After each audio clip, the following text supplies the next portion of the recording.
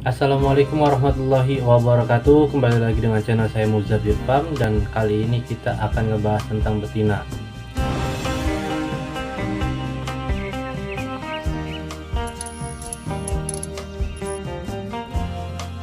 Nah, jadi sebelum teman-teman melanjutkan video ini, jangan lupa di subscribe, di like, sama dibantu share-nya. Nah, oke, kita lanjut. Jadi yang kita akan bahas itu tentang betina. Nah, kebetulan ada yang nanya soal betina buang telur itu stepnya itu seperti apa, Bang? Jadi ini sekedar pengalaman pribadi, mau dipakai silakan, nggak dipakai nggak apa-apa. Yang penting saya udah berusaha untuk berbagi kepada teman-teman semua, mudah-mudahan bisa bermanfaat untuk teman-teman semua. Jadi waktu itu sebelum teman-teman tahu kan kandang koloni saya yang saya kerangkeng, bahasanya apa ya, kerangkeng lah. Nah, jadi itu emang dulunya saya bikin di dalamnya ada kandang koloni lagi, cuma yang besar, yang ukurannya tuh sekitar ya 3 meter kali 5 meter lah, itu bisa 10 sampai 15 pasang itu bisa masuk di situ. Nah, jadi pada waktu itu memang awal pertama kali saya bermain betina itu betina ternakan, karena saya nggak ngerti main burung, saya nggak ngerti cara merawat burung, cara bikin gacor burung, sampai akhirnya saya cuman beli omyokan yang benar-benar omyokan, yang tidak tahu kualitasnya, yang tidak tahu terahnya dari mana. Saya masukin gabung situ semuanya, sampai akhirnya ada satu yang memang sesuai sama judulnya, sesuai dengan apa yang akan kita bahas. Jadi pada waktu itu karena saya bermain ternak burung lovebird itu selalu gagal, karena saya pemula, sering banget ngeliatin gelodok, ngeliatin telurnya udah nelor apa belum, nah udah nelor udah netes apa belum. Nah itu emang saya selalu seperti itu, sampai akhirnya itu ya memang susah buat diternak, karena kan memang ada burung karakter yang tidak mau dilihat, yang tidak mau ditengokin. Nah, oke, kita lanjut. Jadi males ternak lagi, akhirnya ya udahlah bodo amat, nggak pakai sarang.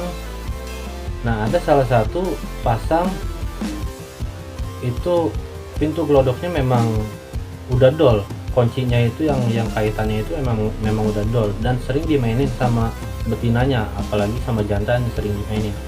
Sampai akhirnya itu telur yang ternakan, kalau nggak salah ternakan yang kedua, karena memang di sini saya nggak fokusnya cuma ternak, saya nggak pernah petel, nggak pernah apa-apain lah intinya. Cuman di situ di kandang koloni yang besar dengan banyak burung, pintu gelodoknya selalu dimainin. Anggaplah pintu gelodoknya itu kebuka,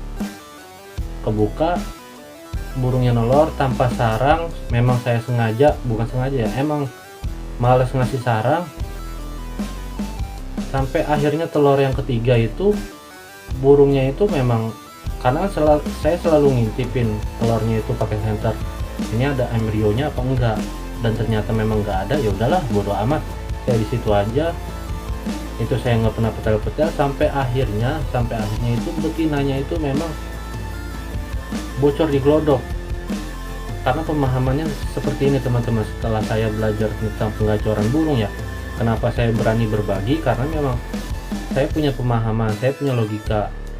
Ketika memang burungnya itu nelor dan hasilnya memang nggak jadi, karena saya sering intipin, saya sering senter, saya sering ambil, saya sering taruh, balikin lagi, terus juga pintu gelodoknya selalu dibuka tutup sama burungnya sendiri, bukan sama saya, karena memang pintunya udah dol kocinya, dan tanpa sarang. Sebenarnya itu telurnya itu memang udah lama, sekitar telur terakhir habis itu sekitar 10 hari sampai 15 hari, karena kan burung netes itu 17 hari sampai 23 kalau nggak salah ya.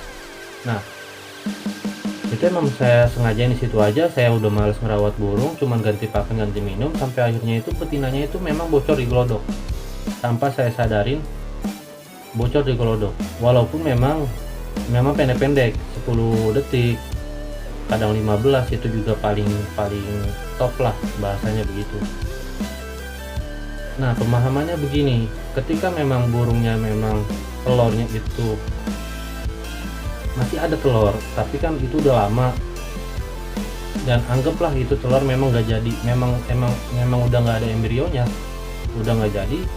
Kalau misalkan burung betina, walaupun dia udah telur habis, seharusnya ketika memang kita cabut telur pun itu bisa kawin lagi, karena birahinya pasti naik lagi. Nah, di sini tanpa saya sadarin telurnya masih ada di situ, sampai akhirnya mungkin burungnya itu merasa, wah telur masih ada nih, ya udahlah saya keremin aja, ya kan.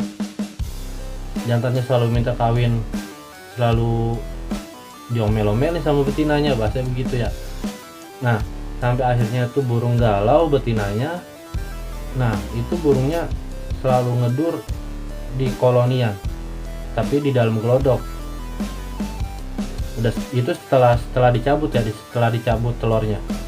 Sampai akhirnya saya mulai, wah kayaknya seru nih main burung kacoran segala macam, daripada saya beli burung yang memang durasi segala macam. Nah, mendingan ya udahlah yang ada aja saya pakai. Sampai akhirnya itu betinanya saya cabut karena memang pada waktu itu, kalau zaman yang kemarin itu 3 tahun 4 tahun yang lalu itu memang mainnya SF ya, single factor, cuma dikerodong, dimandiin, dijemur, karena saya di tempat saya itu memang nggak ada penjemuran, nggak ada matahari, susah.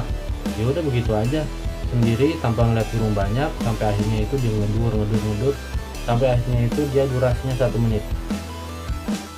Itu burung memang saya nggak tahu materinya dari mana, teranya dari mana, burung durasi atau enggak juga saya nggak tahu, karena memang kalau nggak salah itu burungnya itu lepas balibu. Saya belinya juga di Om Yokan, di postingan. Nah, jadi begitu teman-teman. Jadi prosesnya itu teman-teman nggak usah perlu pakai kolonian yang besar itu, nggak usah. Teman-teman pakai kandang kotak aja, ternak, pintu gelodoknya dibuka tanpa sarang, biarin dia nelor di situ. Ya kalau bisa usahakan cabut pasang sama jantannya. Tapi teman-teman usahakan kalau misalkan burung materi punya dua nih, yang burung materi betina punya 2, karena teman-teman udah tahu materi burungnya itu seperti apa, kualitas burung seperti apa, sampai akhirnya macet, sampai akhirnya nggak ada solusinya teman-teman ternak. Nah, anggaplah teman-teman punya burung yang macet itu ada 2, ternak masing-masing dengan 1 pakai cabut pasang, jantannya betinanya biarin di gelodok aja, sama sepasang lagi itu udah di situ aja, di gelodok aja tanpa dipisah-pisah. Teman-teman bisa ngecekin telurnya atau enggak, senggol-senggol telurnya biar nggak jadi, itu juga bisa. Sampai akhirnya itu merasa burung nggak mau dikawinin, karena memang sudah dasarnya burung ngerasa, wah masih ada telur, ngapain gua harus kawin lagi, kan begitu. Kecuali beda lagi kalau misalkan burungnya itu udah dicabut telurnya, itu pasti bakalan kawin lagi. Nah, jadi kita lanjutin. Sehabis dari telur, sehabis telur terakhir habis, biarin dulu sekitar 10 hari atau seminggu 7 hari. Teman-teman bisa di situ aja, biarin dulu sampai akhirnya itu betinanya gacor di glodok ataupun di luar glodok. Nah, baru teman-teman bisa taruh kandang kapsul. Perawatannya itu kalau saya waktu itu memang pakai pakan tinggi. Pakan tingginya juga, kalau ditanya pakan tingginya apa bang, kalau dulu itu memang nggak ada aturan pakan tingginya apa. Kadang kita cuma pakai gold coin perkutut sama apa ya, kenari perkutut itu kalau nggak salah yang banyak hitam-hitamnya tuh, itu saya selalu campur mix pakai itu, karena memang niatnya untuk ternak. Pakai itu cuman pakai mandi tanpa penjemuran, pakai kerodong juga, dibuka itu memang khusus kita pengen dengerin aja, dengerin sejam 2 jam, habis rapi ngekek saya kerodong lagi, begitu terus sampai tiap hari. Tapi dalam keadaan memang setelah buang telur yang terakhir, burung itu gacor dulu di kandang kotak. Teman-teman bisa cabut jantannya, bisa juga di situ aja, karena saya punya 2 pengalaman itu seperti itu dan dua-duanya itu berhasil. Satu memang tanpa dicabut ketel, dia galau sendiri di golodokan, jantannya minta kawin tapi betinanya nggak mau kawin karena merasa masih ada telur. Nah yang kedua itu memang cabut pasang sama jantannya, sehabis rapi nelor biarin dulu gacor dulu sampai 7 hari, baru cabut jantannya, cabut telurnya, biarin betinanya di situ aja di kandang ternak, pintunya tetap masih dibuka, biarin digacor-gacor dulu, rajin bunyi di situ sampai akhirnya nanti kalau misalnya udah rajin bunyi baru teman-teman bisa single itu banyak ya. Proses penggacoran itu banyak, cuman seenggaknya kita dari kandang kotak itu memang burung sudah merasa gacor, nah kita baru masuk ke step penggacoran yang memang kita rawat. Nah mungkin itu aja teman-teman, itu pengalaman pribadi, jadi mudah-mudahan bisa bermanfaat untuk semuanya. Assalamualaikum warahmatullahi wabarakatuh.